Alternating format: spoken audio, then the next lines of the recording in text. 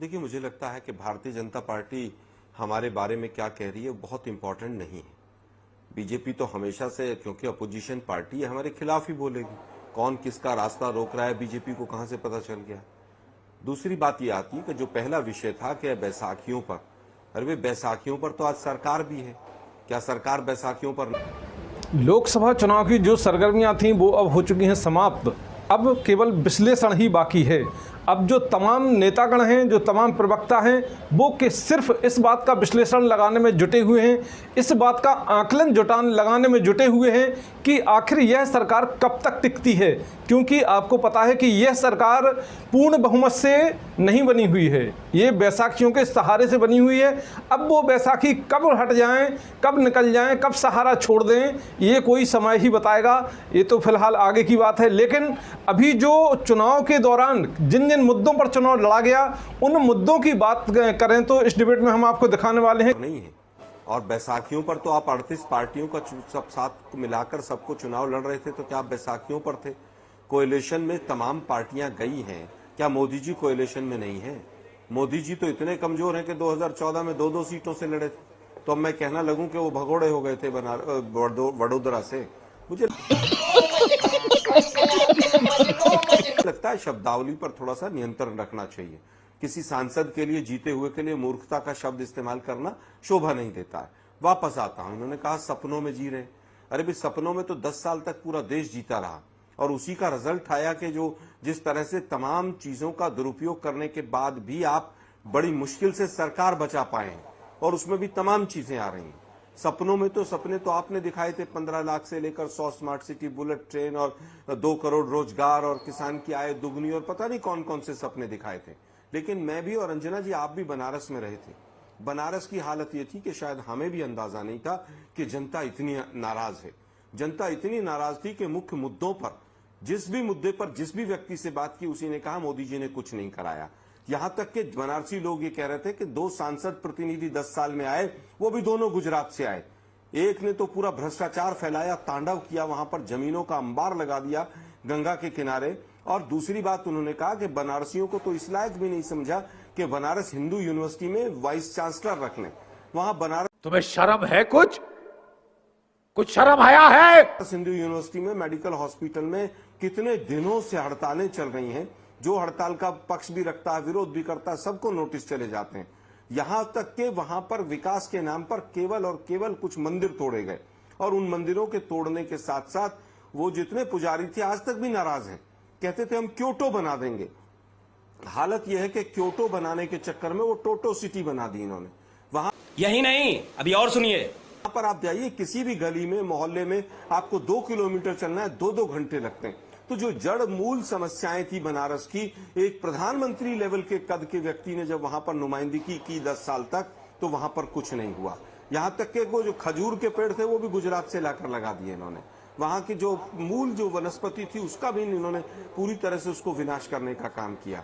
हम कह रहे हैं कि विकास किया होता, काम किए होते तो प्रशासन के दबाव में 33 लोगों के नॉमिनेशन आपको कैंसिल नहीं कराने पड़ते।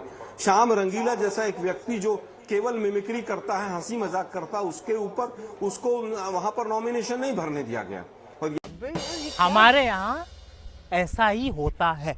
यहाँ तक के शंकराचार्य जो हिंदू महासभा पूरी तरह से विरोध में खड़ी थी, वो अपना कैंडिडेट उतारना चाहती थी, उसको भी नहीं उतारने दिया।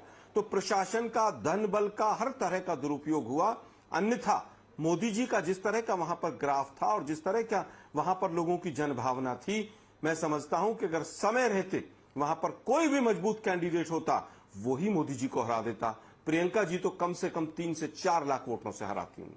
अजय राय में क्या प्रॉब्लम है? अजय राय लड़े, आप मतलब आपके प्रदेश अध्यक्ष हैं, उनका मनोबल ऐसे क्यों गिरा रहे कि वो लड़े तो हार गए और प्रियंका जी लड़ती तो जो मतलब कहते हैं बंद मुट्ठी लाख की, खुले तो पता नहीं कितने की। अब चुनाव लड़ेंगी तब तो पता चलेगा। वाह बेटा, लगता है तुम गू खा के ही मानोगे। देखिए अंजना जी, बिल्कुल आपका बिल्कुल वाजिब सवाल है। मैंने अजय राय जी को किसी भी रूप में कम नहीं आंका है। अजय राय जी ही हैं जिन्होंने 1.5 लाख के मार्जिन के करीब मोदी जी को लाकर छोड़ा है। लेकिन मैंने कहा कि आकलन शायद ग्राउंड का उतना नहीं था कि मोदी जी से लोग इतने नाराज हैं। पहले तो सब लोग कहते थे कि मोदी जी जहां से चुनाव लड़ेंगे चारों तरफ की सीटें जीत जाएंगे। आज उल्टा हो गया है। बनारस के चारों तरफ के कैंडिडेट कह रहे हैं कि मोदी जी हमारे ऊपर लायबिलिटी बन गए, मोदी जी की वजह से सब हम हार गए। क्योंकि बनारस केंद्र बिंदु था और बनारस में मोदी जी की बहुत भयंकर नकारात्मकता थी और इसी नकारात्मकता की वजह से हम चारों तरफ हार गए। अब ठीक है, अजय मलुक राय नागर जी साहब के ऊपर जवाब आता हूं मैं। अच्छा, अजय ठीक है, राय बोलने जी दो, अजय ने, राय पे, क्योंकि हाँ। पूरे प्रदेश मलुक में साहब, एक सेकंड, 17 सीटों अजय राय पर पे। थी, चुनाव लड़ रहे थे वो। मुझे लगता, मैं केवल ये कहना चाहूंगा 17 सीटों पर चुनाव लड़वाना एक प्रदेश अध्यक्ष के लिए और अपनी सीट पर फोकस करना, दोनों में फर्क होता है। अगर उनको भी 2-3 महीने पहले कह दिया जाता कि तो केवल प्रियंका आपको जी बनारस कैसे पर ही फोकस करती? वो करना तो है। रायबरेली अभी में भारत फोकस जोड़ो कर रही यात्रा थी। पर फोकस कर रहे थे। आलोक जी, प्रियंका जी भी तो अमेठी रायबरेली पे मुझे फोकस लगता है करी थी। 10 रायबरेली दिन में तो नहीं, उन्होंने वो वहां पर कर्नाटक कैंप में भी। किया जाकर राहुल मैं गांधी फिर को कहूंगा। जिताने के लिए। अंजना जी, बीच में ना बोल। अंजना जी, स्टार कैंपेनर होना और प्रदेश अध्यक्ष होना दोनों में बहुत फर्क है। प्रदेश अध्यक्ष के ऊपर ऑर्गेनाइजेशन से लेकर तमाम चीजों की जिम्मेदारी रहती है। 1 महीने पहले तक भारत जोड़ो न्याय यात्रा में प्रदेश अध्यक्ष बिजी थे। मैं समझता हूं कि स्टार कैंपेनर उन्होंने कर्नाटक में भी खूब प्रचार किया, हिमाचल में भी किया, जहां पर भी उनको मौका मिला या पार्टी ने कहा, उन्होंने, प्रियंका जी ने चुनाव प्रचार किया और बहुत अच्छे रिजल्ट आए। लेकिन प्रदेश अध्यक्ष की जिम्मेवारियां और बढ़ जाती हैं।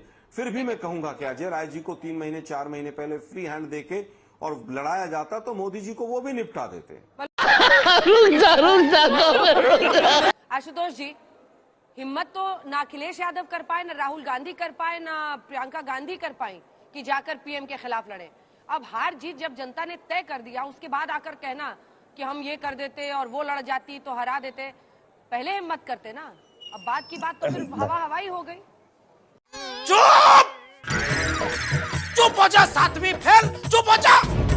ठीक। आशुतोष, अंजना जी, पहले तो आपको भी जन्मदिन की शुभकामनाएं। ये हम लोग बहुत धन्यवाद, को आशुतोष। मिला है कि आज ऑनलाइन आपको बोल सकते हैं। देखिए अंजना जी, आपका सवाल बहुत बढ़िया है, लेकिन आप देखिए क्या वाकई इस चुनाव में कांग्रेस या सपा लड़ रही थी या वाकई जनता लड़ रही थी? अगर आप आंकड़ों के हिसाब से जाएं तो इस 2024 में ये भारतीय जनता पार्टी के लोग बोल रहे हैं, इनके 96 एमपी पूरे देश में चुनाव हार गए हैं। सिटिंग एमपी 96 हार गए हैं और 20 मिनिस्टर्स इनके चुनाव हार गए हैं।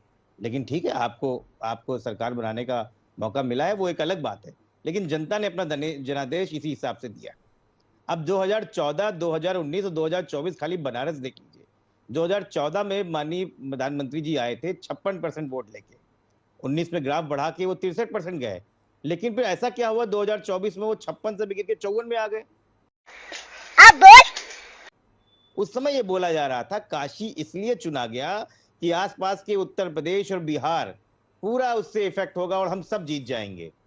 आज स्थिति क्या है? 7 जिले हैं बनारस के आसपास बिल्कुल चिपके हुए, आजमगढ़, गाजीपुर, चंदौली, मिर्जापुर, इलाहाबाद, संत कबीर नगर और जौनपुर। आप कितना जीत पाए? 1 मिर्जापुर जीते हैं। आप 6 के 6 चारों आसपास आ रहे हैं। आजमगढ़ हारे, गाजीपुर हारे, चंदौली हारे, इलाहाबाद हारे, संत कबीर नगर हारे, जौनपुर हारे। आप क्या कर रहे हो? और आप बता रहे हो मोदी फैक्टर है।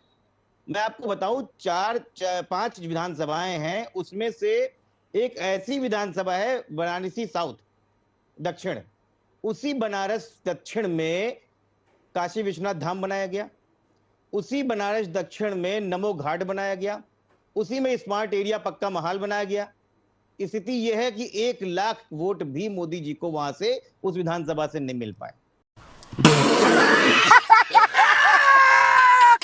पहली बार ऐसा हो रहा है। और ऐसे 20 बूथ हैं बनारस में जहां पे भारतीय जनता पार्टी इकाई में रही है, मतलब मैक्सिमम वोट 9 है वहां पर, 9, किसी में 1, किसी में 2। ये देश की स्थिति है। और 180 बूथ ऐसे हैं, जफर इस्लाम साहब जाके देखिएगा, जिसमें आप दहाई में पहुंच पाए हैं और आप बता रहे हैं कि बिल्कुल चमत्कार कर दिया। स्थितियां को समझिए। जहां आपके 5 विधायक आपके हैं, 17 में भी है और 22 में भी हैं, वहां आप बुरी तरह के पराजित हुए हैं। और ये मैं उन बूथों को बता रहा हूं जो अर्बन हैं, जो शहरी हैं। गांव में रोहनिया और सेवापुरी की स्थिति देख लीजिएगा तो आपको शर्म आ जाएगी कि यहां स्थिति प्रधानमंत्री लड़ रहे हैं जो अनडिफिटेबल, अनविंसिबल आदमी थे। तो भारतीय जनता पार्टी अब जो है ये समझ गई है कि इस देश में अगर चुनाव सरकार जनता के खिलाफ लड़ेगी तो आप कुछ भी कर लीजिए, जनता किसी को भी पलट सकती है। 3.5 लाख से जीतने वाला आदमी अगर 1.5 लाख पे आ गया है तो आप खुद समझ सकते हैं कि प्रधानमंत्री इनविंसिबल है कि नहीं है। का जवाब देते हैं। देखिए, समाजवादी पार्टी की परफॉर्मेंस अच्छी है, इसको कोई इनकार नहीं कर सकता। नहीं, मैं अंजना जी, टाइम हाई है आपका। मैं किसी पार्टी को डिफेंड नहीं कर रहा हूं, मैं कांग्रेस पार्टी को डिफेंड नहीं कर रहा हूं। वो राहुल गांधी लड़ते या प्रियंका गांधी लड़ते, ये तो हाइपोथेटिकल क्वेश्चन है, इनका कोई जवाब नहीं दे सकते। मैं कह रहा हूं एक व्यक्ति जो प्रधानमंत्री है, जो सिटिंग पीएम है और जिसको ये बताया गया 10 साल में इनविंसिबल है, उसको तोड़ा नहीं जा सकता। वहां की 5 विधानसभाएं आपकी जीती हुई हैं और जिसका बड़ा सा डपोर शंख पिछले 10 साल में हर जगह पे बनाया गया, अगर वो 3.5 लाख से घट के 1.5 लाख पे आता है तो जनता ने और मतदाताओं ने अपना हिसाब दे दिया। तो आपने देखा कि किस तरह से तमाम प्रवक्ता जो अपने अपने उसमें बताया है कि जो भारतीय जनता पार्टी के द्वारा किन किन मुद्दों को बनाया गया है, अन्य पार्टियों के द्वारा कौन कौन से भ्रामक खबरें फैलाई गई हैं, भ्रामक झूठ फैलाया गया है, और यहाँ तक कि जो मीडिया के द्वारा एक पक्षीय मतलब जो ऐसा कहें कि हम प्रचार प्रसार भी कह सकते हैं इसको, क्योंकि इनडायरेक्टली जो किया जाता है, अगर गुणगान गाए जाते हैं तो वो प्रचार प्रसार के उसमें ही आता है। चलिए, इस वीडियो में इतना ही। अगली निष्पक्ष एवं सत्य खबरों देखने के लिए अपने न्यूज स्टार एमपी चैनल को सब्सक्राइब जरूर कर लें। जय हिंद, जय संविधान। देखते रहिए न्यूज स्टार एमपी चैनल, सच के साथ।